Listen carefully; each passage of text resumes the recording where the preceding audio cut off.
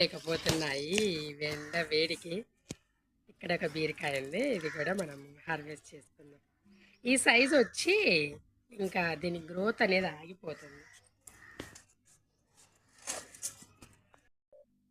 ఇక్కడ టమాటోస్ ఉన్నాయి, ఇదిగోండి ఇలా.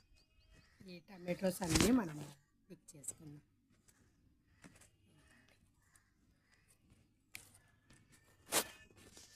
ఇంత లావు సైజే చూడు. ఈ ఎండలకు కూడా బాగానే వస్తున్నాయి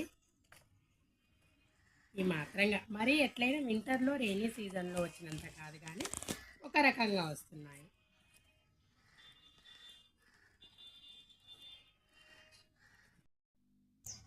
టమాటోస్ అన్నీ పిక్ చేశాను, ఇదిగోండి. ఇంకా ఇది మొత్తం స్టెమ్ కూడా పోయింది కదా, ఇంకా కట్ చేసేస్తున్నాను.